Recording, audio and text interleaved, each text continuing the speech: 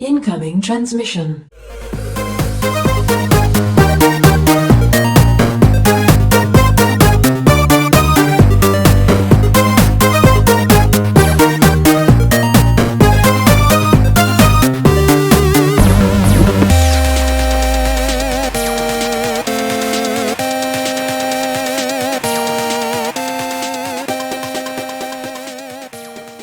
Welcome, watchers of Illusion, to my Castle of Confusion. It's the 10th of March.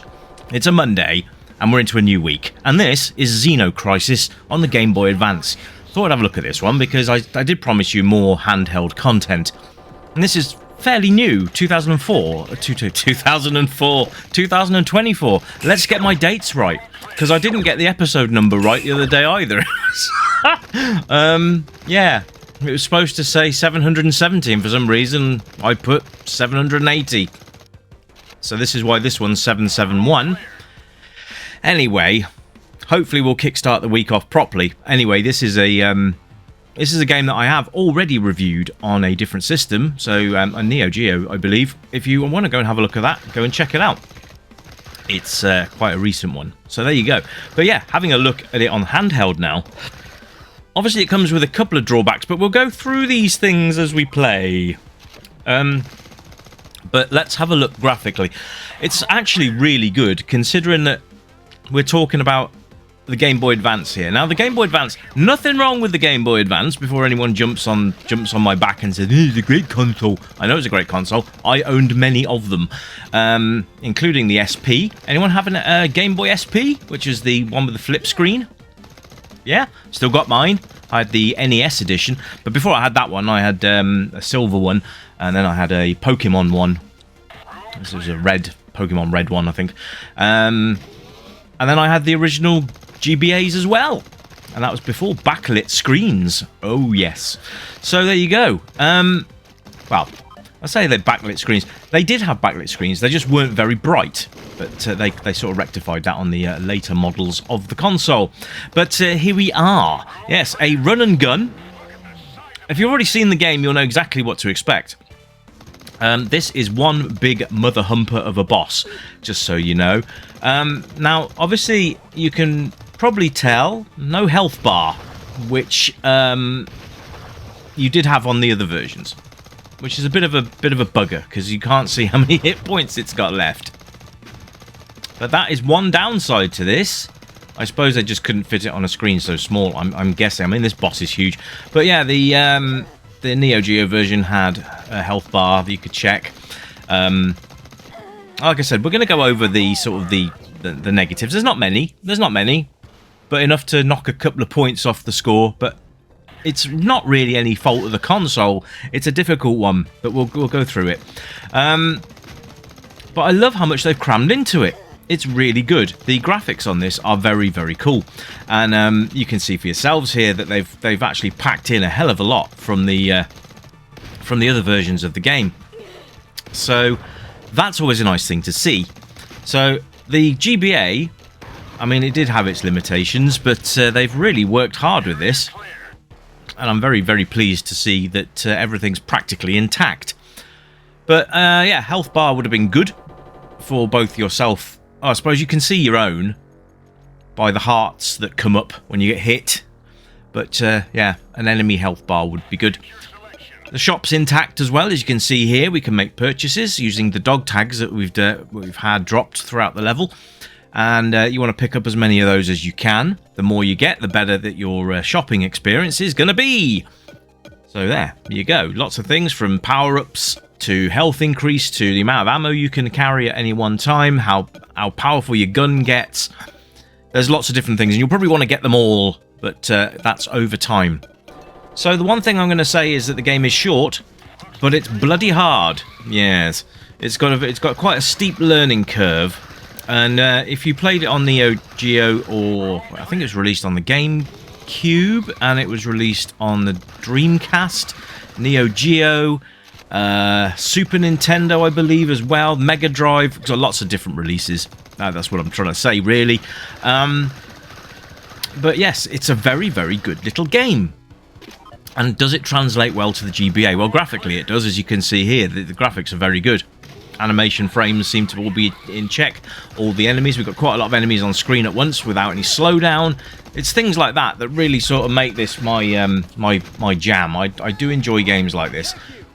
Like I said, the learning curve can be a little steep at times. Sometimes each level can be a right bugger because you've got so much on screen to worry about.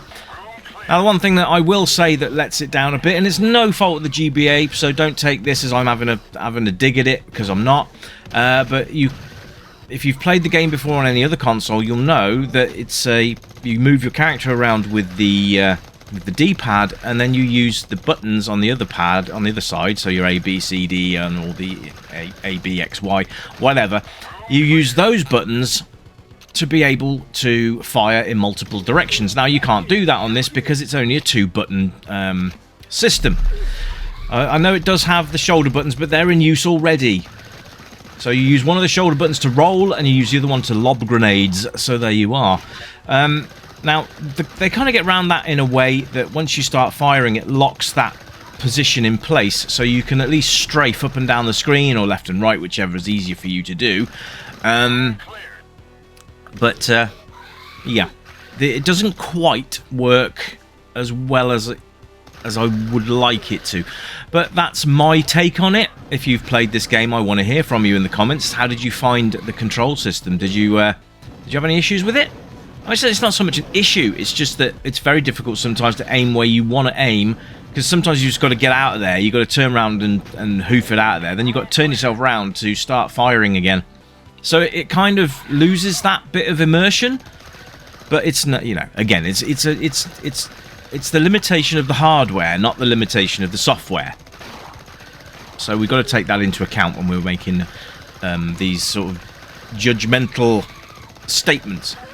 I'm dead again, but there we go. But other than that, you know, it's pretty faithful to to its big brothers and all that. So it's all cool. Love the little cutscenes as well, which are nice. And if you've not played Xeno Crisis, then I highly recommend that you get yourself a copy of it, because it's very good. I would recommend the Neo Geo version personally, but you know, if Game Boy is your thing, then get yourself the Game Boy version. It's simple, really. But it's as handheld games go, it's a great little shoot 'em up. Like I said, the only thing that really lets it down is the fact that you can't angle where you're firing very well. But again, they've done the best they can with the hardware, so no judgment other than it's a little bit trickier to sort of fire where you want to. Other than that, it's a completely faithful reproduction of the other versions, which is nice. So there. Soundtrack's great as well. Actually, you got the pumping soundtrack as you go. You got all the speech samples, fully voiced intro, all that kind of stuff. And this looks like a lovely Death Viper. If you've played Space Harrier, then you'll know what to expect. Shoot the head until everything sort of falls off it, which works for me.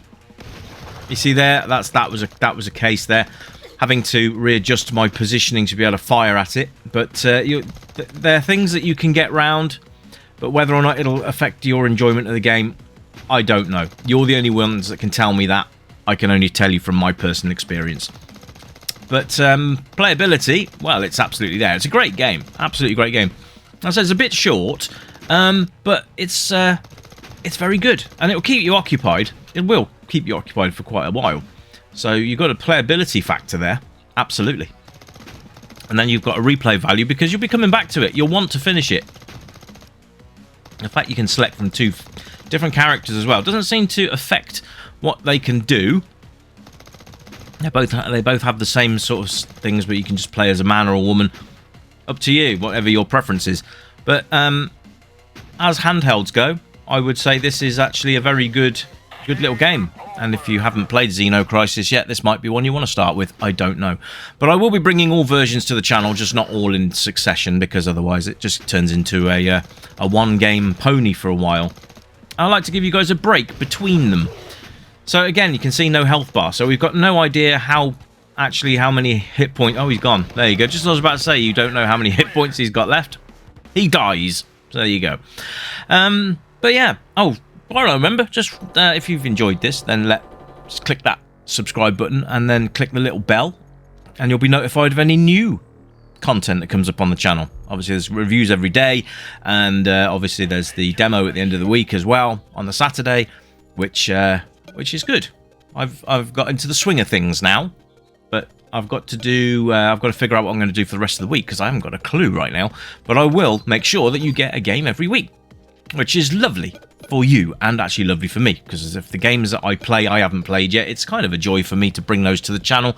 You'll notice that I bring a lot of indie games to the channel as well, which is always nice because I'm giving people that thumbs up and a little bit of exposure so that they can get more sales on their games. A lot of games are free, but I always say if you can afford it, just drop a couple of quid or a couple of dollars, whatever your currency is, and support the developers, because they do this out of the goodness of their own hearts a lot of the time. There are some that charge ridiculous amounts for a retro game, but again, you've got to take time and all that into account. But you know, that's up to them at the end of the day. But if you don't mind dropping a couple of quid on a voluntary donation, then I'm sure it will be appreciated. Anyway, my friends, that's it from me today. This has been Xeno Crisis on the Game Boy Advance, and I've been Rich, and this has been the Retro Gaming Club for the 10th of March. So until tomorrow, my friends, you keep it retro, and as usual, well, it's bye for now. Bye-bye!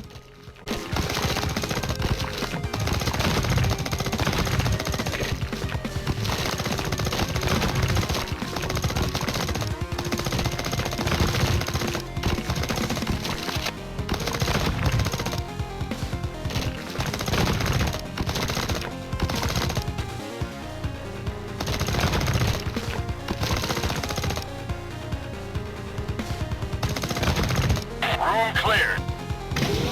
Rescue the humans.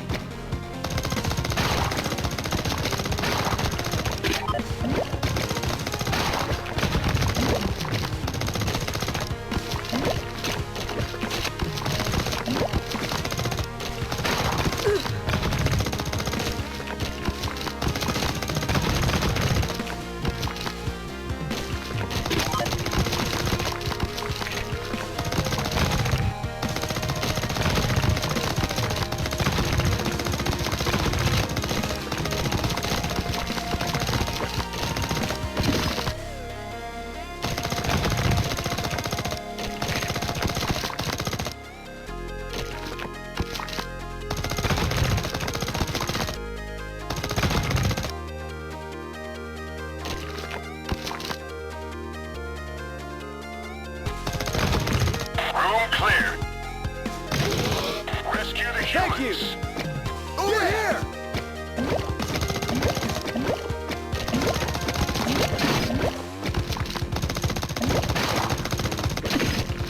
Vulcan.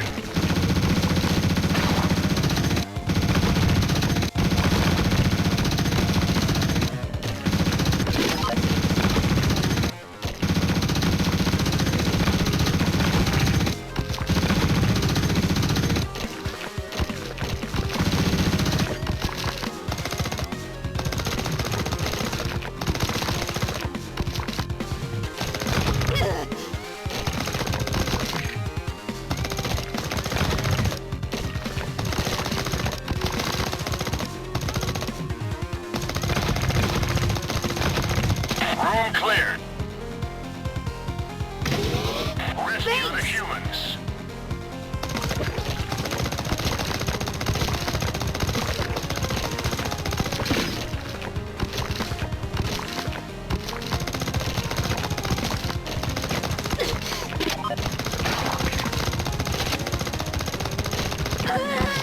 Game over.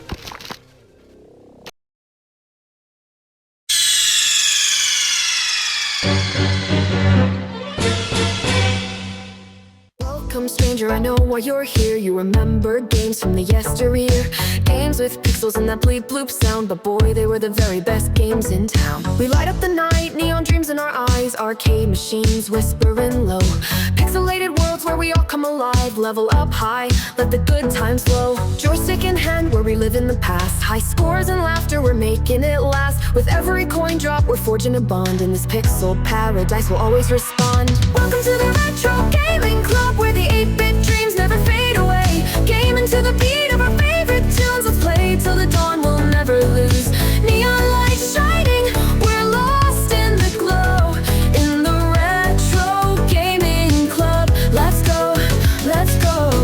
back to battles. We'll play side by side, power-ups and hearts, love in disguise. We'll race through the levels, collect all the coins in this timeless adventure. We're waiting to join, crashing 8-bit beats, igniting the night. From pixels to dreams, we'll take flight. With every button pressed, our spirits ignite. In this retro wonderland, everything feels right. Welcome to the retro